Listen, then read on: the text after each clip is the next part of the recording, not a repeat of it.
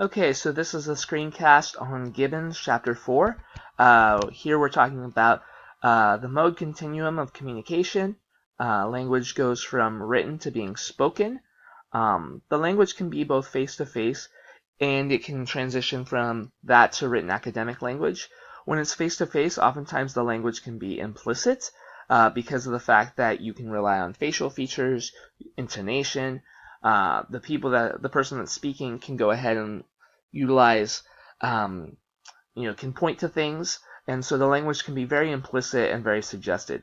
However, we're trying to move that language to written academic language, which needs to be very explicit, because all there is when the language is written is what is visually seen on the paper.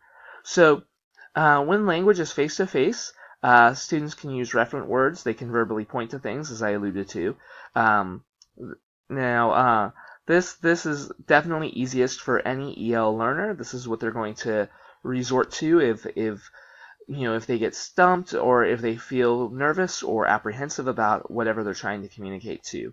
Um, Literate talk is kind of the next level where the student knows the audience, and they need to be a little bit more explicit because they don't have the ability to use objects, so they can't point to things or say, hey, it looks like this, and demonstrate what the this is.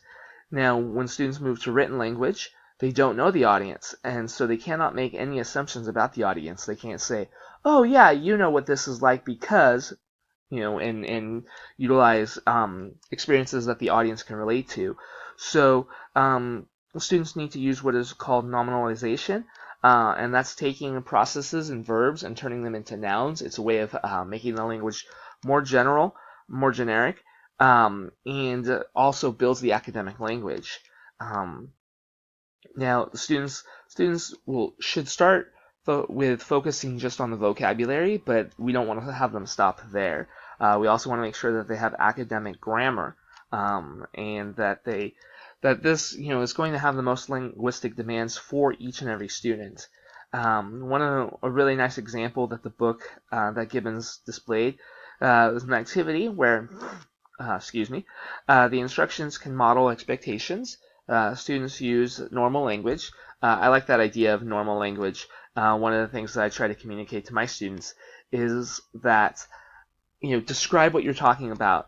I can help you with the vocabulary, but I want to make sure that you understand what we're supposed to talk about. And Gibbons even goes so far as to talk about, hey, we should focus on concepts, which is what I just alluded to. Stage 2 is where we want to be introducing vocabulary, so we can expand on student talk, and then kind of almost use a call and response. We're saying, oh, this is what you're describing. This is the word that you mean. Can you repeat that? Can you use it in a sentence? So that's why we want to make sure we develop the vocabulary after we develop the concepts. In the third stage, we're going to have teacher-guided reporting.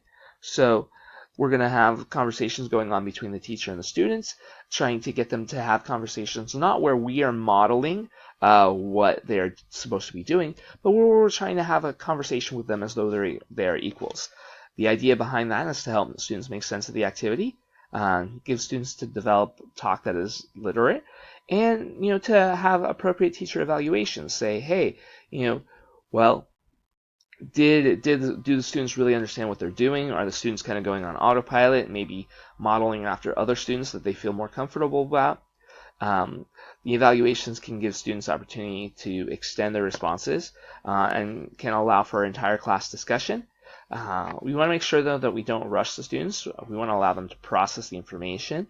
So one of the things that I have gotten from Ginsberg is that, the idea of having cards with students' names on it and saying, well, you can go ahead and opt to pass to have more time to think, but the cards allow for accountability, saying, well, I will come back and call on you. So it's not that you're not important to this discussion. I really, really like that idea.